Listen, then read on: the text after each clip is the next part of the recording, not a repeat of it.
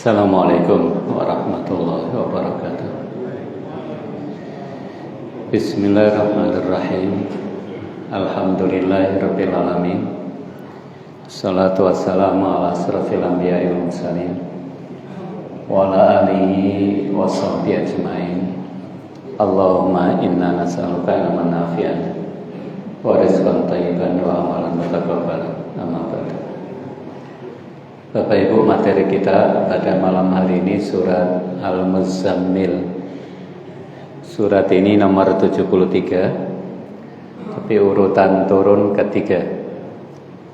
Jadi urutan Al-Quran ke-73, tapi untuk urutan turunnya ketiga. Sesudah surat Al-Alaq ayat 1 sampai 5, kemudian terhenti 40 hari surat Al-Mudaththir. Di antara surat Al-Mudaththir ada ayat-ayat yang turun di Madinah. Lalu kita langsung masuk ke surat Al-Muzammil. Kalau surat Al-Alaq, semangat yang dibangun adalah membaca, menulis, mencari ilmu, ya. Surat Al-Mudaththir, semangat yang dibangun menghidupi agama, berdakwah, menasihati. Lalu surat Al-Muzammil, semangat yang dibangun nanti adalah membangun ibadah. Ayat 1 sampai dengan 10 terdapat 7 perintah Allah. Di surat Al-Muzammil ayat 1 sampai 10 terdapat 7 perintah Allah. A'udzubillahi minasyaitonir rajim. Bismillahirrahmanirrahim. Ya ayyuhal muzammil. Ya ayyuha wahai al-muzammil, orang yang berselimut, yaitu Nabi Muhammad SAW. Seperti yang sudah kita bahas yang lalu, di Al-Quran kita tidak mendapati seruan Muhammad langsung sebagai nama nabi-nabi yang lain, ya Ibrahim, ya Yahya, ya Adam. Untuk Rasulullah dipanggil dengan ya ayyuhan nabi, ya ayyuhar rasul, ya ayyuhal muddatsir, dan ya ayyuhal muzammil. Itu menunjukkan bahwa Nabi Muhammad adalah nabi yang dimuliakan di antara para nabi. Mudah-mudahan kita menjadi pengikut Rasulullah yang sampai ketemu nanti di surga. Qumil laila, ini perintah pertama. Qumil laila, qum, bangunlah, al-laila, di malam hari, untuk sholat malam. Turun perintah sholat malam ini merupakan syariat sholat pertama. Sebagian berpendapat kalau membaca di sirah, itu ketika turun Iqra, malaikat Jibril mengajari wudhu, mengajari sholat. Lalu Khadijah masuk Islam, sholat bersama Khadijah. Ali bin Abi Thalib mengetahuinya, lalu dia masuk Islam. Itu sirah, ya Pak. Tapi sebagian ahli ilmu menetapkan bahwa awal sholat itu ya surat Al-Muzammil ini, yaitu sholat malam. Tidak dijelaskan bagaimana cara sholatnya. Tapi yang jelas surat Al-Muzammil ini adalah disyariatkan sholat sebelum sholat 5 waktu. Karena 5 waktu itu pada waktu Isra Mi'raj. Nah, semangat yang dibangun sholat malam itu untuk apa? Kita baca dulu di surat 15. Inna arsalna ilaikum rasulan syahidan alaikum. Inna, sesungguhnya kami, arsalna, kami telah mengutus, ilaikum, kepada kalian, hai orang kafir Mekah, rasulan, seorang rasul, yaitu Muhammad SAW. Syahidan alaikum, yang menjadi saksi atas kalian. Kama arsalna, sebagaimana kami telah mengutus kepada Fir'aun rasulan, seorang rasul, yaitu Nabi Musa. Bapak Ibu, Nabi Musa itu berdakwah kepada Fir'aun sangat berat, butuh perjalanan waktu yang lama. Allah tegaskan, Allah mengutus Muhammad sebagaimana Allah mengutus Musa kepada Firaun. Ini menunjukkan bahwa beratnya dakwah yang dilakukan oleh Rasulullah menyamai dengan beratnya Nabi Musa. Untuk itu perlu bekal. Apa bekal yang Allah berikan kepada Rasulullah? Yaitu ibadah sholat malam. Supaya jiwanya kuat, supaya hati kuat itu Allah mensyariatkan sholat malam. Jadi surat Al-Muzammil mengisyaratkan perlunya bekal dalam berdakwah, yaitu bekal kekuatan jiwa berupa sholat malam. Untuk itu surat ini juga menjelaskan tentang dakwah yang dilakukan oleh Nabi Musa. Ketika Khadijah mengajak Rasulullah ketemu dengan pamannya Waraqah bin Nawfal, itu sudah diisyaratkan oleh Waraqah. Ini seperti Nabi Musa, pasti nanti akan dimusuhi oleh kaumnya. Kalau aku masih hidup, aku akan bela Muhammad. Ya. Tapi tidak lama kemudian Waraqah bin Nawfal meninggal. Ya.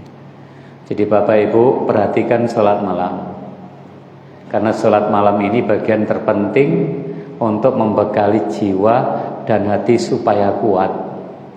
Kita bisa bayangkan kalau para nabi dan rasul itu tidak kuat jiwanya, bisa mundur Pak, bisa mundur dari dakwah, bisa nggak selesai dakwah itu. Maka ditopang dengan jiwa dan hati yang kuat. Dengan apa? Ya syariat pertama kali yang Allah turunkan kepada Rasulullah adalah sholat malam. Sebelum yang lainnya ada puasa, sholat sudah mendahului. Dan di antara sholat yang paling awal disyariatkan adalah sholat malam. Kan surat ketiga ini Pak, belum ada sholat apa? Sholat 5 waktu belum ada. Jadi sekali lagi mari kita perhatikan sholat malam itu. Qumil laila illa qalila, kecuali sedikit dari malam itu, niswahu yaitu separuhnya. Separuhnya malam berarti kira-kira jam 12. Awingkus minhu atau kurangi darinya, dari separuh itu sedikit yaitu sepertiga. Auzid alaihi atau tambah atasnya, atas separuh itu berarti 2/3. Ya kalau enggak jam 2, jam 12 atau jam setengah 11, kan 2/3. Warattilil Qur'ana tartila, perintah yang kedua, dan bacalah tartil, bacalah perlahan-lahan Al-Quran itu benar-benar tartila, dengan perlahan-lahan. Ayatnya masih sedikit karena ini surat ketiga. Jadi bayangan kita kalau membaca surat Al-Muzammil ini saat itu belum seperti Al-Quran 30 juz gitu Pak. Ini masih surat ketiga. Nah terkait dengan sholat malam ini nanti ada waktu istimewa yang sering kita baca ya. Sebelum subuh Allah sebutkan sebagai waktu yang istimewa. Untuk apa? Untuk istighfar. Surat 3 ayat 17, surat 51 ayat 18. As-sabirina was-sadiqina wal-qanitina wal-mufikina wal-mustaghfirina bil ashar. Dan orang-orang yang memohon ampun di waktu sahur. Jadi waktu sahur istimewa nih Pak. Pokoknya darengi subuh kedampun tangi. Karena istimewa. Salat subuhnya inna Qur'anal fajri kana mashuda. Sungguhnya salat subuh itu disaksikan. Salat subuhnya berjuang untuk berjamaah. Berangkatnya sebelumnya azan. Ke masjid, gak ngenteni mari adzan suwe kateko ning masjid nggih. Wis alamat tangine dereng, tangine pas adzan paling nggih. Sepertiga malam terakhir di dalam hadis Muslim dari Abu Hurairah, Rasulullah bersabda, Allah turun ke langit dunia, turun perintahnya setiap malamnya, yaitu saat sepertiga malam terakhir. Seraya berfirman, aku adalah raja, aku adalah raja. Siapa yang berdoa kepadaku, niscaya akan aku kabulkan, dan siapa meminta kepadaku, niscaya akan aku berikan, dan seterusnya sampai fajar. Berarti tangi ini jam kali Bangunnya jam 2, mulai sholat jam setengah 3, nanti setengah 4 selesai, terus berdoa, istighfar, baca Quran. Ya. Sesudah subuh, empun tilem. Karena hadisnya dari Sohor Al-Ghamidi dari Nabi SAW, beliau mengucapkan Allahumma barik li ummati fi bukuriha. Ya Allah, berkailah umatku pada waktu pagi-pagi mereka. Dan beliau apabila mengirim pasukan di awal siang, dan Sohor adalah seorang pedagang, ia mengirim perdagangannya di awal siang, maka hartanya bertambah banyak. Hadis diriwayatkan oleh Abu Dawud. Berarti profil kita tang ini dampinten jam 2 setiap hari. Saged nggih? Setiap hari jam 2. Wis gak turu malih munan nggih. Saged nggih? Kalau hati kita pengen kuat, jiwa kita pengen kuat menghadapi banyak permasalahan hidup, satu-satunya ibadah yang Allah syariatkan mendahului dari yang lainnya itu adalah sholat malam. Okay. Nah, kalau sulit, kalau agak berat, konsep tidur sesudah isaknya yang dirubah nih Bapak Ibu. Okay. Sahih Bukhari dari Abu Barza bahwa Rasulullah SAW tidak suka tidur sebelum sholat isya dan berbincang-bincang sesudahnya. Jadi tidurnya jam 8 ya, jam 8, 9, 10, 11, 12, 1, 2, 6 jam cukup. Tidurnya jam 9, 10, 11, 12, 1, 2, 5 cukup Pak. Oke. Masa mboten cukup 5 jam 6 jam. Ini sehinggarai berat itu tidur sesudah isaknya terlalu malam, nonton sinetron aja nih, nonton sepak bola itu yang dirubah nih. Jadi paling tidak jam 9 lah tidur nih. Jam 9 tidur kan 10, 11, 12, 1 lumayan nih, 2, 5 jam nih. Di dalam hadis yang lain, ini hadis Tirmidzi, hendaknya kalian melakukan salat malam karena salat malam adalah hidangan orang soleh sebelum kalian, dan sesungguhnya salat malam mendekatkan kepada Allah serta menghalangi dari dosa, menghapus kesalahan dan menolak penyakit dari badan. Menolak penyakit dari badan ini pun diriset kali dokter-dokter. Nanti Pak Dokter Catur coba ditanya nggih, kan pun diriset ini. Kalau salat malam itu menjadikan badan kita sehat. Kalau di Surabaya ada Pak Dr. Muhammad Soleh yang risetnya dulu, disertasinya tentang sholat malam. Jadi kalau ada pasien dianjurkan untuk sholat malam. Jadi perintah Allah pertama ini, Qumil laila, tentang tata cara sholat malamnya nanti dibahas oleh Ustaz yang lain bab fikih, bab hukum. Saya kira Ustaz Alika dulu saya menyampaikan secara detail. Warattilil Qur'ana tartila. Perintah kedua, dan bacalah Al-Qur'an dengan perlahan-lahan, benar-benar perlahan-lahan. Perlahan-lahan dimengerti maknanya ketika pas sholat malam dan sesudah sholat malam. Inna sanulki alaika qaulan sakila, sesungguhnya kami akan menurunkan kepadamu Muhammad SAW perkataan yang berat, yaitu wahyu. Jadi wahyu itu berat Pak, gemetar terus, kemeringet, isinya juga berat. Tapi Allah mudahkan kita untuk mengambil pelajaran darinya. Mudah-mudahan dengan sholat malam juga, dengan baca Quran yang kuat di malam hari itu, ucapan kita jadi punya bobot, menasihati anak, mengajar anak-anak, mendoakan muridnya, itu punya bobot gitu loh Pak. Karena materi bisa sama, tapi kekuatan jiwa tidak sama. Materi agama bisa sama, tapi kekuatan jiwa untuk menancapkan kepada hati orang lain itu yang tidak sama. Ketika Rasulullah ditodong sama orang kafir, sini ya Pak sudah, man yamna'uka min ya Muhammad, siapa yang bisa mencegahmu dari aku untuk memotong lehermu ini? Rasul mengatakan Allah. Cukup dengan Allah langsung jatuh pedang itu. Ketika hijrah ke Madinah dikejar-kejar itu, ditoleh Rasul langsung menancap itunya kan. Kekuatan ucapan, kekuatan lisan kita itu punya bobot, dipengaruhi oleh kekuatan jiwa yang muncul dari dalam diri kita, kedekatan diri kita pada Allah. Baik doa kita maupun lisan kita ketika kita menasihati orang lain, lebih-lebih anak-anak kita. Kadang kula iri Pak, enten ustaz sing sepuh-sepuh ngoten nggih. Materinya biasa tapi mlebune ning atine lho Pak nggih. Mancepnya itu nggih, itu yang kadang-kadang susah untuk ditiru nggih. Lek banyak-banyakan ilmu kuwatasan iki wong pinter kata ilmune menan nggih. Tapi bagaimana pengaruh dari ucapan seseorang yang merubah dan doanya itu menjadikan terus banyak memberikan berkah kepada kita yang hadir. Inna nasi'atal laili hiya asaddu waqa'a wa aqwamu qila. Sesungguhnya bangun malam itu hiya asaddu waqa'an. Dia adalah asaddu waqa'an, lebih kuat sentuhannya.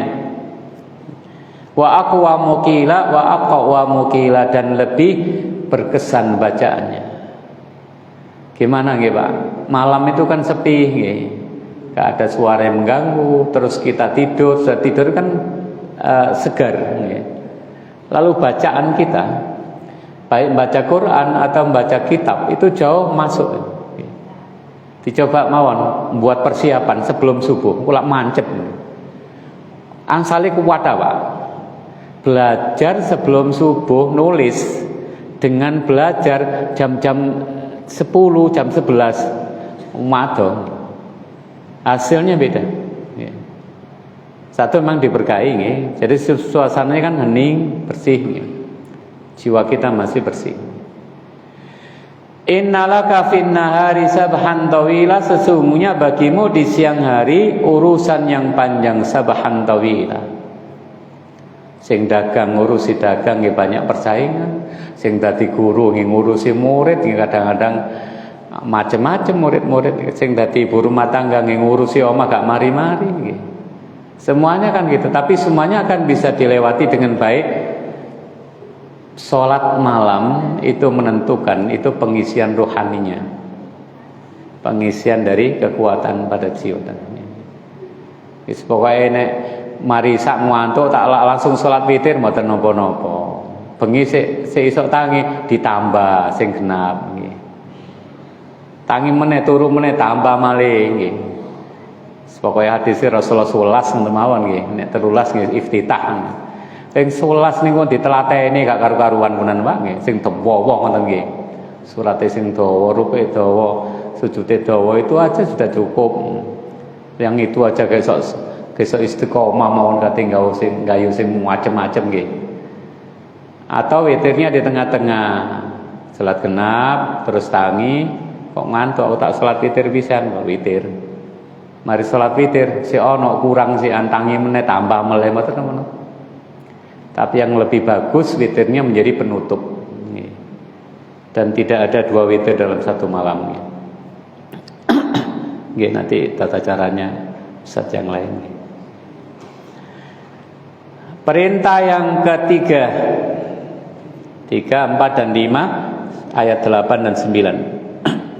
Wadhkurisma rabbika wa tabattal ilaihi tabtila. Wadhkurisma rabbika, dan sebutlah nama Tuhanmu. Perintah ketiga nggih, berzikir, perintah zikir. Wa tabattal ilaihi tabtila, dan beribadahlah kepadanya, benar-benar beribadah sepenuh hati dengan tekun. Perintah keempat, beribadah. Rabbul masyriki wal maghribi, Tuhan timur dan barat, la ilaha illahu. Kalimat tauhid baru muncul di surat Al-Muzammil. Tentang surat Al-Alaq belum nggih? Rabb. Surat Al-Mudaththir Rabb. Di surat Al-Muzammil la ilaha illahu. Fattakhidhu wakila, dan jadikanlah Allah, dia Allah, wakila, sebagai pelindung. Yang ketiga nggih. Jadi perintah 3, 4, dan 5. Yang ketiga perintah zikir. Yang keempat perintah beribadah dengan sepenuh hati.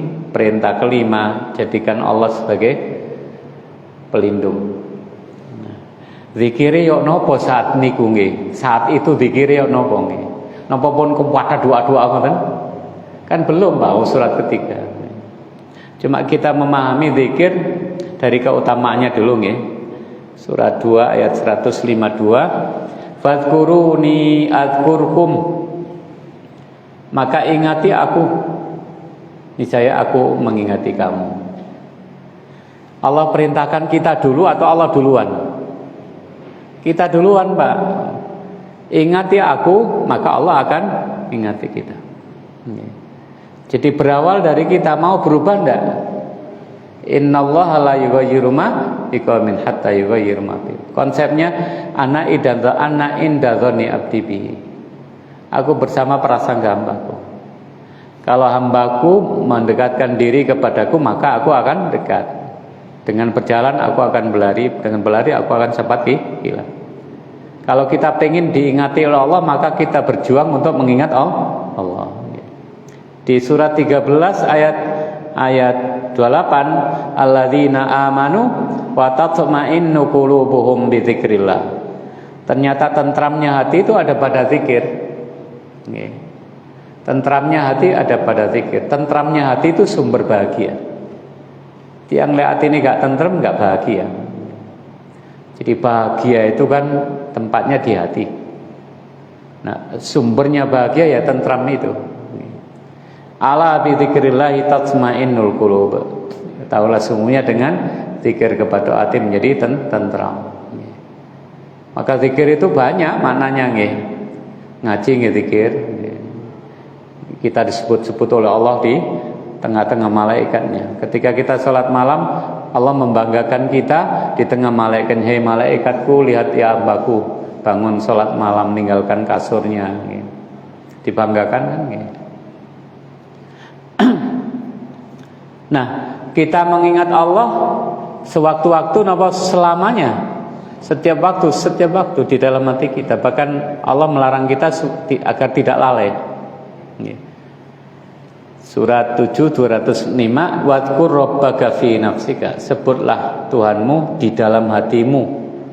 Ditutup dengan wala takum minal ghafilin. Ojo menjadi orang yang lalai. Terus ingat Pak, dipertahankan ini. Jadi ketika Abu Bakar ketemu dengan Handolah penulis wahyu, Abu Bakar menyapanya, gimana kabarmu, keadaanmu? Handolanya menangis. Kenapa kamu menangis? Nafaqo Handolah, terganggu zikirnya. Ya. Mengingatnya Allah terganggu. Kesibukan pekerjaan. Dekat dengan Rasulullah tenang. Kalau ke rumah kudu muring-muring kayak gitu. Maka Rasul perintahkan supaya bertahankan ketika kondisi tenang. Kalau kita sampai lalai dari mengingat Allah, fa innalahu ma'isatan dongka. Surat 20 ayat 124. Napa Bapak Ibu zikir maksudnya di surat ini kemampuan hati kita untuk mengingat Allah terus-menerus, mengingat keagungannya. Jadi kemampuan untuk nyambungkan hati kita mengingat keagungan Allah terus-menerus, sehingga itu berdampak kepada lisan kita yang lurus. Ngomongnya mesti lurus. Enten tiang mancing mau iso-iso. Gagal mau iso-iso ini. Mancing gagal mau iso-iso malah ini. Kecelakaan titik mau iso-iso. Kenapa? Karena hatinya lalai itu. Kalau hatinya nyambung mestinya kan innalillahi. Kalau hatinya nyambung, Masya Allah. Kalau hatinya nyambung, Alhamdulillah. Itu muncul kalimat itu Pak. Terus amalnya mesti lurus karena terjaga dengan zikir itu. Masa bawa tasbih, bawa subhanallah, terus dodolani curang. Apa hubungannya dengan subhanallah sama jualan tadi? Kan gak nyambung jadinya. Untuk itu Bapak Ibu, zikir ini menjadi ibadah yang luar biasa. Ala unabbiukum bi khairi a'malikum wa azkaha inda malikikum. Maukah aku informasikan amalan terbaikmu dan paling suci di sisi rajamu, di sisi Allah, dan lebih tinggi derajatnya, lebih baik dari kamu daripada menginfakkan emas dan perak, lebih baik bagimu daripada kamu masuk ke medan perang, kamu penggal musuh itu atau mereka memenggal lehermu. Mau ya Rasulullah? Qalu bala. Qala zikrullah. Apa itu ibadah? Apa itu zikrullah? Nggih. Jadi zikir nyambung terus Pak, nggih, nyambung terus nggih sama Allah. Nah, beribadah perintah yang keempat, wadabattal ilaihi tabtila. Nah, ketika zikir itu meliputi seluruh aktivitas hidup kita, tersambung terus, dengan demikian perilaku manusia akan terus terkait dengan Allah yang menciptakannya dan menciptakan kehidupannya. Terus muncul, le Allah enggak ridho moh. Kalau Allah enggak ridho moh. Kalau Allah enggak ridho ndak. Pakai baju Allah enggak ridho ndak. Kalau bertutur kata Allah enggak ridho enggak. Itu terus kan dampaknya ke sana ya Pak. Itulah substansi dari watabattal ilaihi tabtil. Dan beribadalah kepadanya dengan sepenuh hati. Kalau sudah zikirnya benar, beribadah sepenuh hati, maka dia berhak untuk mendapatkan perlindungan dari Allah. Fattakhidhu wakila. Surat 10 ayat 62. Ala inna awliya Allahi, ala ketahuilah, ingatlah, sesungguhnya wali-wali Allah. Apa wali-wali Allah? Keistimewaannya la khaufun alaihim, tidak ada kekhawatiran atas mereka. Jadi masa depan sudah dijaga sama Allah. Biasanya takut itu kan masa depan Pak. Makanya kalau kita ditakut-takuti ucapannya apa? Hasbunallah wa ni'mal wakil. Nabi Ibrahim mau dilempar dalam api, ucapannya hasbunallah wa ni'mal. Rasulullah bersama sahabat mau diserang sesudah perang Uhud, ucapannya hasbunallah wa ni'mal. Saya ada nanti yang wedi aku nek pensiun ya apa, ngelentu ae mikir ngoten iki. Nggo anakku ya apa, ngeramuti aku ya apa, ngelentu ae Pak nggih. Khawatir gitu. Walahum yahzanun, dan tidak bersedih hati. Sedih itu masa lampau nggih Pak. Kenang-kenangan yang dulu muncul lagi terus sedih ngaten nggih. Dihilangkan sama Allah. Alladzina amanu wa kanu yattaqun. Siapa wali-wali Allah itu? Yaitu orang yang beriman dan bertakwa. Allah walinya orang beriman walinya Allah. Orang beriman menjadi wali terhadap orang beriman lainnya. Orang kafir menjadi walinya setan, setan jadi walinya orang kafir menjadi wali terhadap mereka yang kafir. Melindungi gitu loh Pak. Terus wali murid, wali kelas, wali kota. Jadi berkembang. Wali itu banyak, sahabat Rasul banyak kan. Maka terus ada istilah Allah akan berikan kemuliaan. Terus bahasa ininya karomah. Karomah itu kemuliaan, hidupnya dimudahkan, soleh, anaknya soleh. Bisa fisik, tapi dalam hal-hal tertentu, seperti Ashabul Kahfi, karena ingin menjaga, Allah menjaga ininya. Dalam hal tertentu, di omah, kata Aisyah, rotiku lo tinggal seperberapa gitu, itu dimakan tapi 4 hari sih cukup. Dari mana? Dari Allah. Lahumul busra fil hayati dunya wa fil akhirah. Bagi mereka kabar gembira di kehidupan dunia dan di kehidupan akhirat. Yang la istiqomah digembirakan oleh Allah di dunia dan akhiratnya. Kalau kayak contoh nih Bapak Ibu, napa? Lari niku lek wis niat sekolah, aku pengen sekolah di pondok ini, saya pengen kuliah. Kok lulus pengen ini, pengen ini. Kalau wajari teman, Pak. Hari-hari dilewati dengan baik, begitu ujian siap.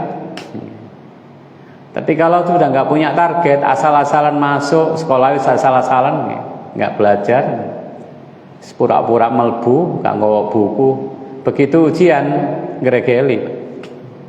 Hidup ini juga begitu. Ketika kita sudah punya akidah yakin, saya pengen selamat di akhirat, pengen masuk surga, pengen dapat ridhani Allah. Hari-harinya dibangun dengan sholat, ibadah tekun, tauhidnya dijaga.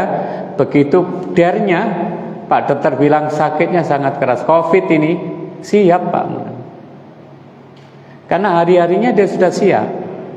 Jadi tiang ini kalau mau taat sejak awal, ingin dapat ridho Allah, dia bangun itu dengan ketaatannya, menjauhi kemaksiatan dengan maksimal.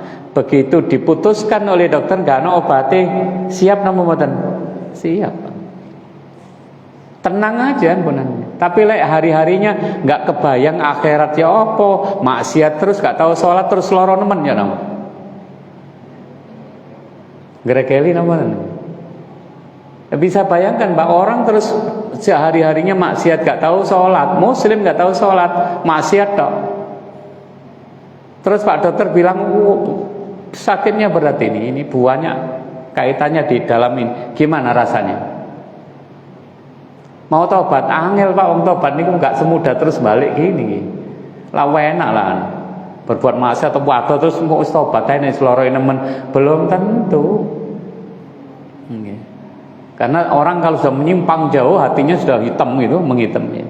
Itu berat. Untuk itu kita diperintahkan untuk membangun itu. Jadi innalladzina qalu rabbunallahu tsumastaqamu tatanazzalu alaihimul malaikat. Tiang niku lek mun akidahnya iman yang ngakar kuat, terus berjuang istiqomah membangun ketaatan, nanti sampai pada taat mati digembirakan sama malaikat itu. Lebih siap Pak, lebih siap. Jadi enten wong kena Covid, gopo, mohon bingung, mohon ini. Padahal yang urip mbok mati hati itu nggih. Wong padha-padha gak ngerti nggih. Wong Pak dokter ya gak ro obate napa nggih. Terus pokoke dikei vitamin C ngoten mawon nggih. Kenapa nggih? Satu saat mungkin aja kita akan divonis oleh dokter dereng enten obate. Ya napa? Kesiapan kita dari mentaati Allah dari awal itu yang menjadikan kita jadi tetap tenang dan tentram. Jadi perintah kelima napa? Perintah ketiga zikir pada Allah. Perintah keempat beribadah dengan sepenuh hati. Perintah kelima jadikan Allah sebagai pelindung kita. Perintah keenam wasbir ala ma yaquluna, dan bersabarlah atas apa yang mereka ucapkan. Ini kan masih kaitannya dengan dakwah ini Pak ya. Jadi ayat-ayat ini kan dakwah. Terus dikongkon sholat malam, sholat bengi, anakmu sekolah padha karo ngene. Anakmu sekolah biaya akeh, nek pondok kok ya apa iso enggak kerasan njaluk minta ning Allah, ngoten lho Pak. Dalam hidup ini banyak masalah kita hadapi dalam tempat kerja kita, dengan keluarga kita, pendidikan kita. Maka terus perintah keenam napa wasbir ala ma yaquluna. Sabarlah terhadap apa yang mereka ucapkan. Orang hidup nggak bisa sendiri, mesti berinteraksi dengan orang lain, paling tidak suami istri. Ketika berinteraksi, hawa nafsunya ndak sama, kemauannya ndak sama, bahasanya nggak sama, mesti kan ada gesekan Pak. Wong mbek bojo ana gesekan apa orang lain nggih. Kalau mboten yakin nek wong sak umur gak tau gegeran mbek bojone, kalau mboten yakin kok. Wong lanang wedok gak padha kok nggih. Laki perempuan kan gak sama. Terus setiap hari kumpul, setiap hari ketemu, kan mesti ada gesekan. Ngomong keliru kok nggih. Mesti kan nggih. Maka perintahnya wasbir. Apalagi dakwah, apalagi Rasulullah. Rasulullah berdakwah menghadapi banyak orang. Perjalanan dakwahnya sangat berat. Kita kalau diuji kayak dakwanya Rasul paling stres mundur wisan nggih. Wis diuji kok Nabi Ayub ngoten mawon wis nggih. Bertahun-tahun loro, anake mati, kebune rusak ngoten nggih. Berat nggih. Tapi jiwa ini harus ditata nggih. Dulu kita bahas kemampuan kesabaran kita mengendalikan lisan kita tetap lurus ngoten. Digodhome anak ngomong wis gak karuan nuwakal lo ya kan. Ucapan kita ini bagian dari doa, nanti tidak diamini sama malaikat gimana? Dalam kondisi kita mangkel Pak, tetap doa kita yang baik untuk anak kita. Pengendalian lisan itu Pak. Naik sepeda motor, bane bal-balik kempos, meso ya. Nggih. Lisannya nggak sabar, nggih. Lisannya itu nggak sabar. Terus kadang hati ini sing mboten sabar. Hati nggak sabar apa? Berburuk sangka sama Allah. Wele ning Allah itu pokoknya mboten nenten aku kok digawe ngene Mbak Lo ya kan jadi buruk. Yang ketiga mboten ngambek kali Allah. Nak ngambek. Gara-gara ning masjid kumpul, masjidnya direnovasi, cete gak podo, ngambek gak gelem ning masjid. Nggih kan? Itu kan nggak sabar. Amalnya nggak sabar. Maka itulah setiap kesuksesan mesti ada proses. Setiap proses butuh kesabaran. Wasta'inu bis-sabri was-shalah. Mintalah pertolongan kepada Allah untuk urusan kesuksesan dunia dan akhirat. Pokoknya enten keluarga sampai tuwek rukun itu berarti sukses. Sukses Pak. Masalahnya kan panjang ini Pak. Panjang kan prosesnya panjang. Mesti lama ini geger-gegerannya banyak ini. Tapi kalau nggak kuat mesti ini. Nanti masa tuanya apa? Cerai kadang nggak wawung gitu. Wasbir ala ma yaquluna wahjurhum hajron jamila. Lalu berikutnya yang ketujuh, siap-siap hijrah kalau memang nggak bisa. Ketika di satu tempat kerja, besok sholat 5 waktu, ya pindah wae, kan masih ada peluang-peluang lainnya. Ketika kita di tempat yang komunitas di situ kita nggak bisa apa-apa untuk melakukan ibadah, ya kita pindah. Atau di komunitas yang buruk kita tidak masuk di situ, tetapi kita tidak meninggalkannya untuk tetap kita nasihat. Seburuk-buruk anak kita, ketika dia melakukan keburukan kita tidak bisa masuk di situ, tetapi jangan ditinggalkan, tetap kita nasihati mereka. Nabi itu menasihati orang-orang yang memusuhinya, Pak ya, kewetal memusuhinya, itu masih tetap dinasihati oleh Rasulullah. Sampai pada waktu Fathu Mekah, dari Madinah ke Mekah itu masuk, semua yang masuk rumahnya dimaafkan oleh Rasulullah. Dan berapa banyak musuh-musuhnya yang awalnya jadi musuhnya, kemudian dia masuk Islam.